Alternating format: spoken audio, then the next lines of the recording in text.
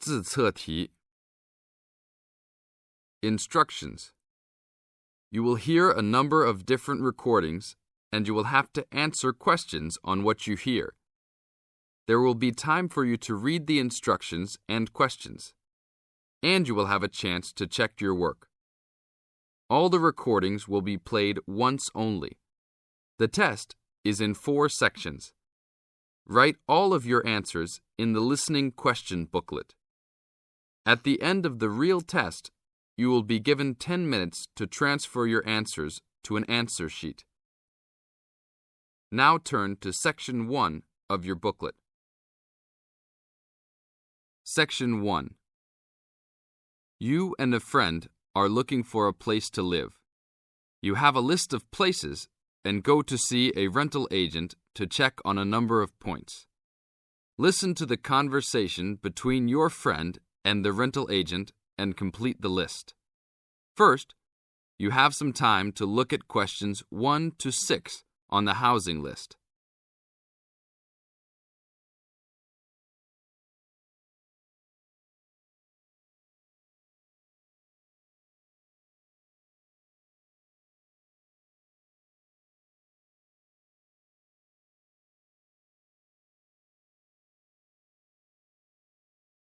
You will see there is an example which has been done for you. On this occasion only, the conversation relating to this will be played first. Hi, we've been looking over your listing of apartments for rent, and we have a few questions about a couple of the apartments. Can you help us? Sure. Yeah, this is our most recent listing. What would you like to know? Well, we were first wondering about the house on 3rd Street.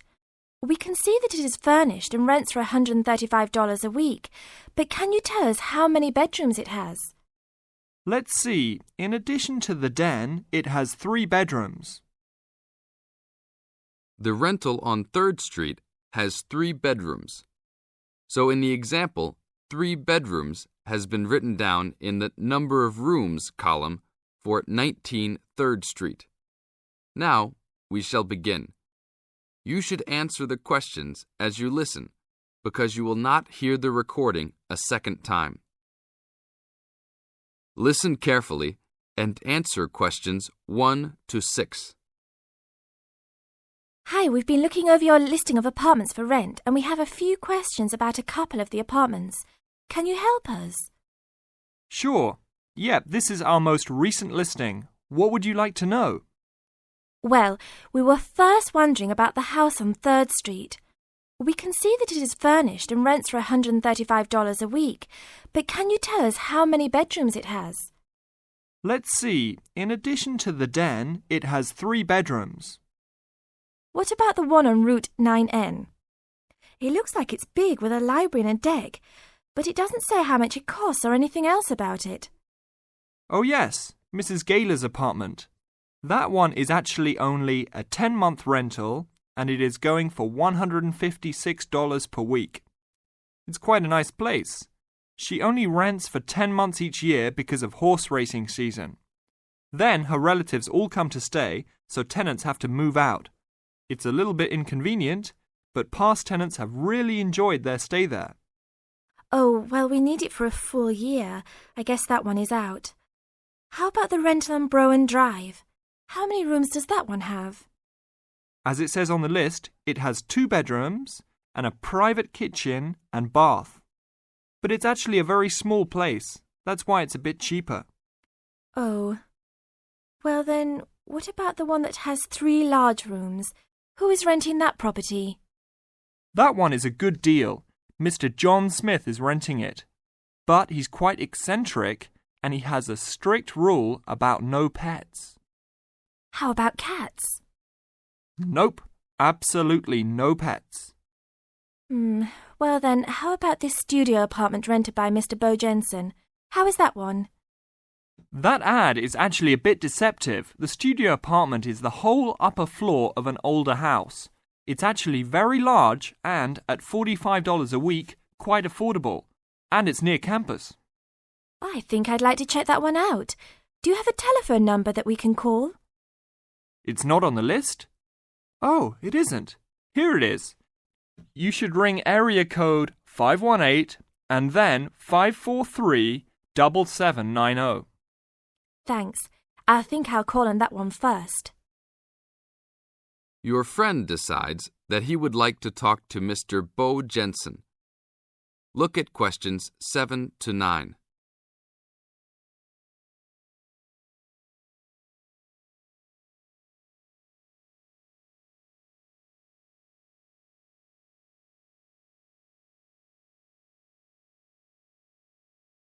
Answer questions 7 to 9.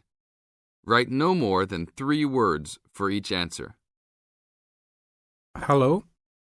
1512, Route 9. Yes, is this Mr. Jensen? Yes, it is. Can I help you? Yeah, we're studying here at university and we came across the rental information for the studio apartment that you're renting. Is it still available? Yes, of course. I actually just placed the ad and you're the first person to call. Is there anything you'd like to know about it? Yes, actually there is. As students, we are on the internet a lot, and we heard that some homes in the area have high-speed connections. What type of connection do you have there now? Oh, that's an interesting first question. But I guess I have heard that too. But we just have a phone line here. Nothing fancy. I think you can have a cable line installed, but it's just a phone line for now. Okay, well maybe we can do that. What type of heating does the apartment have? Now there's a more traditional question. We have oil heat here. It's an older house. That tends to be a little more expensive during the winter, right? Yeah, but there's nothing to do about it. It would cost too much for me to put in a gas heater. What else would you like to know about the apartment? Well, we heard it was quite big. Is it furnished? Actually, yes. I should have put that in the ad. It has an old couch and a couple chairs, a dining table, refrigerator, stove, and even a dishwasher. Does it have any beds? Yep, it has 2. That sounds great. When is the apartment available? You can have it tomorrow night if you want. I just have to clean up a couple things before you get here. Do you want to come over and see it first? No, it sounds fine to us. I actually know the street too, so I know the area. We'll take it. This is the end of Section 1. You now have half a minute to check your answers.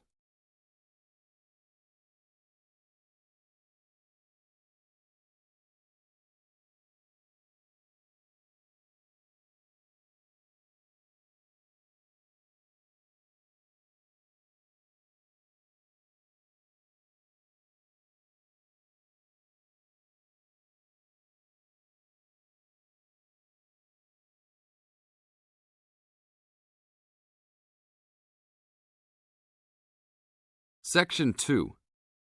Now turn to Section 2. You are going to hear the Director of the Leadership Council give his welcome address at a convention. First look at questions 10 to 14.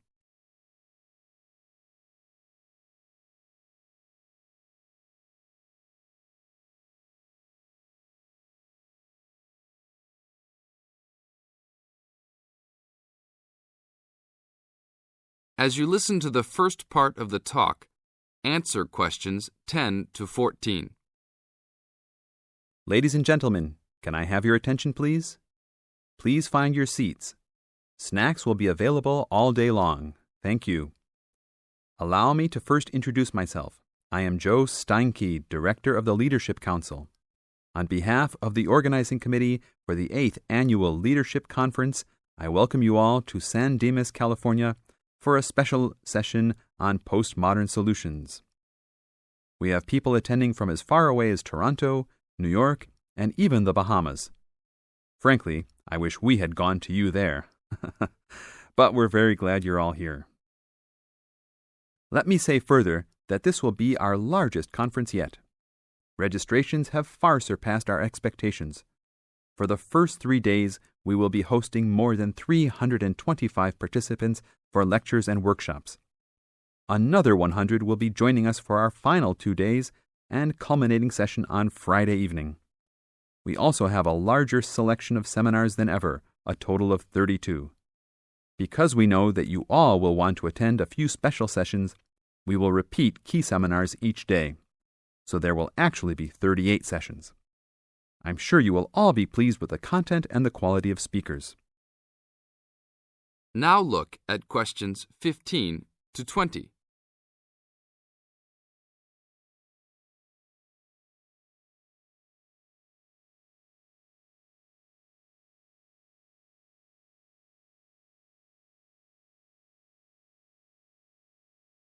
As the talk continues, answer questions 15 to 20. Now, for those who have opted not to take part in our bag lunches, there are a number of places nearby that we can recommend. We are located here in the Convention Center just across the street from the Harford Shopping Mall, and the place we most recommend is Vital's, which is just west across Queen Street on the opposite corner. Please be careful crossing both streets, however, as we don't want to lose any participants. If you're not up to Vital's, you can also get some Italian food at the Olive Garden, which is further down Queen Street and east on Danning Avenue, across from the police station. They have a great minestrone soup and excellent breadsticks, all you can eat. On the other hand, if you want some good old American food, you can head to Fuddruckers for some big hamburgers or to the Cattle Company for some fat, juicy steak. Fuddruckers is next to the Olive Garden, but the Cattle Company is back closer to us in the opposite direction of Vital's. Just go east out of the Convention Center across King Street. It's on the same side as the Convention Center, so you just have one street to cross. Enjoy. But also, please make sure you are back for the afternoon sessions. These will always start at 1:30 p.m. That will give you an hour and a half for lunch each day.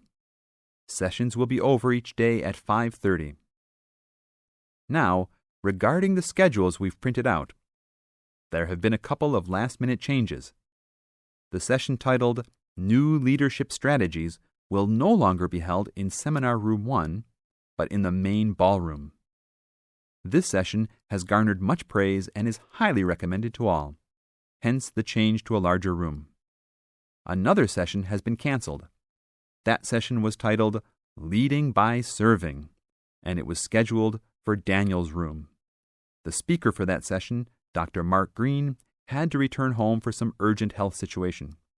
We wish the best to Dr. Green and that all is fine with his family. Finally, the session titled Using the Arts and Media has been changed to the second lounge room, Lounge 2. Please show up promptly for sessions and sit towards the front of each room so that all seats can be utilized. Also, turn off all pagers, beepers, and cell phones. Drinks and snacks will be provided outside each room, but please be careful at your tables. Enjoy the conference. This is the end of Section 2. You now have half a minute to check your answers.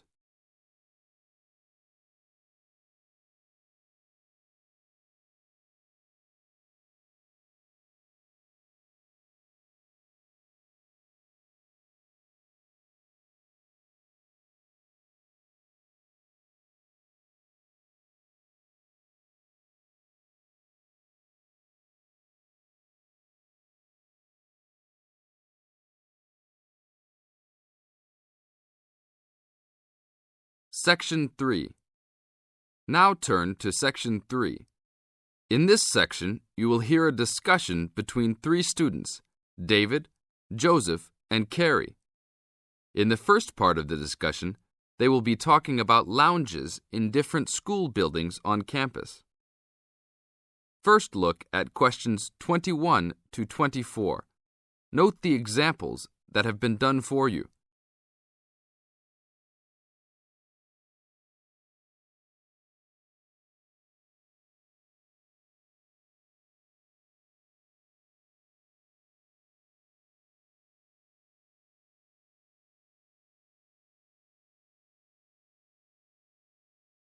Now listen to the first part of the discussion and answer questions 21 to 24. Complete the table showing the types of seating available and the number of seats in each lounge. Hey, Joseph. Long time no see. How's it going? Oh, hey, David. It's going fine. I'm a little overwhelmed with all these new courses, but I'm hanging in there. Have you met my girlfriend, Carrie? No. Hi, Carrie. Hi, David. Joseph told me about you. You two had quite the time last semester in European history, I hear. Yeah, we like to hang out after class. Now it's a little harder, though. Lounges aren't as good as they were back there in Wilson Hall. Yeah, they had chairs, couches and tables to put your stuff on. And that lounge was full. There must have been 25 seats in there. Really? The lounge in Jones Hall, where I have my communications course, only has about 10 chairs. It's awful. We all just stand around or leave. I wish we could hang out more. Well, Agriculture Hall is next door. Their lounge is on the first floor, and it has couches. I think there are about 6 of them, and they're comfortable and hardly used at all. That's not a good idea. Thanks. But don't go to lounge at Skidmore Hall. I don't even know why they call it a lounge. It's just 4 chairs in the corner of the main walkway. In the second part of the discussion, David, Joseph, and Carrie continue talking about conducting a survey. Look at questions 25 to 32 first.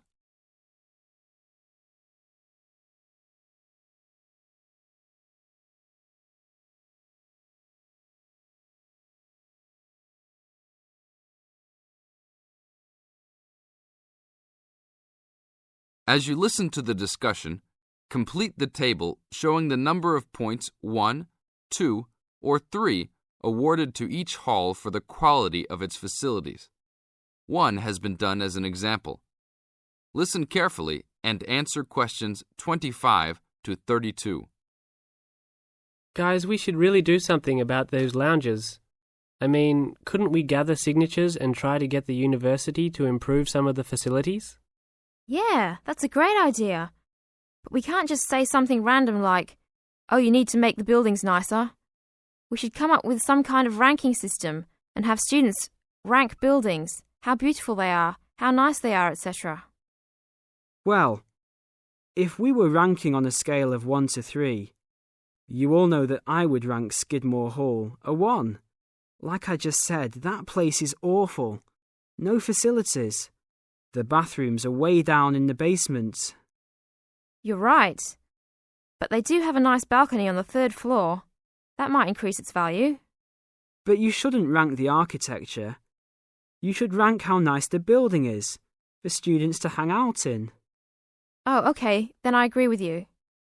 So should we do this? I think it's a great idea. But let's try it ourselves on a couple buildings so that we can work out any bugs in it. I think Wilson Hall is the best. Sure, but we've already begun.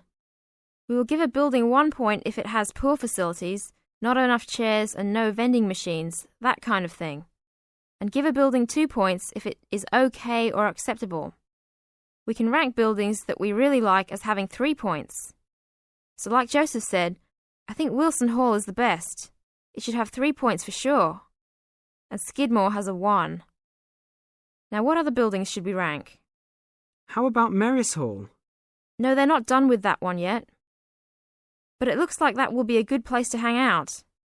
How about Agriculture Hall? You said something about that hall a bit earlier. Oh yeah, they have that lounge with couches that no one uses. But that might indicate that people don't hang out there for other reasons. They don't have any drink machines. That's why I never go there. Oh, well, then I think it's an average building.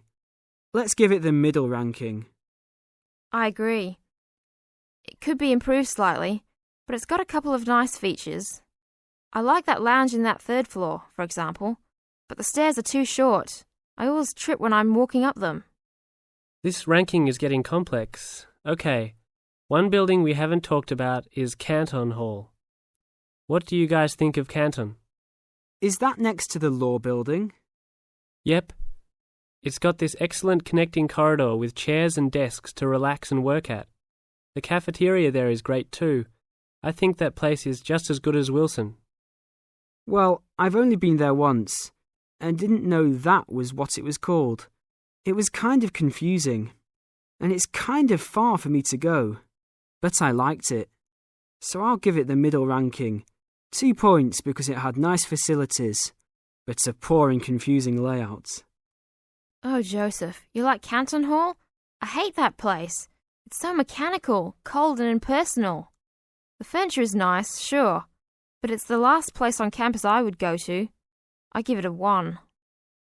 Interesting. Well, let's write this little survey up and start passing it around. I don't have time to type it up. Can you?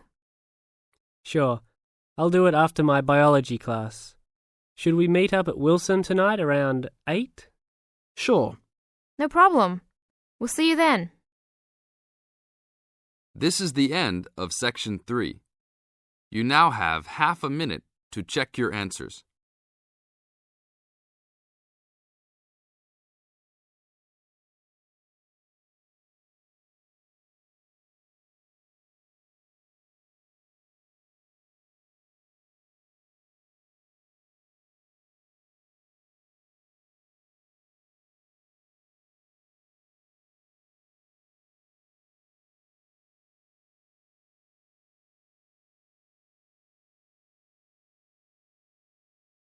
Section 4.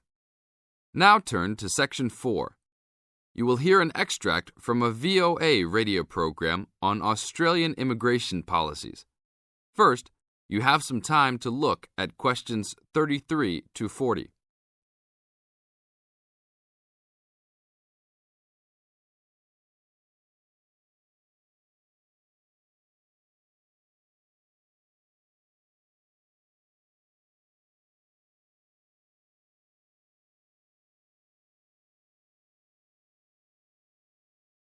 Now listen to the first part of the discussion and answer questions 33 to 35.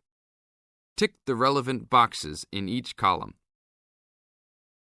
Immigration Minister Philip Ruddock and many of his detractors seem to agree on one issue. In the past, Australia's responses to refugees were generous. Between July 1, 1949 and June 30, 1950, Australia admitted more than 90,000 refugees for resettlement, many more than in any other financial year in its history. An impressive achievement indeed. Who were these people? Almost all of them were Europeans, from countries such as Britain, France, Germany, and Italy. A small minority also came from China. Nearly all of these refugees were displaced persons who were resettled under the auspices of the International Refugee Organization. Most, other than those from China, were actually invited to join an orderly queue to gain admission to Australia. Even at a time when Australia admitted a comparatively large number of refugees, however, its generosity was self-interested. In the late 1940s, the government was anxious to significantly increase Australia's population. Only when it could not procure a sufficient number of British immigrants did it turn to refugees, mostly European refugees. This became clear when Australia refused refugees from many third world nations such as Nigeria, Thailand, and India. While things are a lot different now, the history of resettlement in Australia has not always been so interracial. Now look at questions 36 to 40.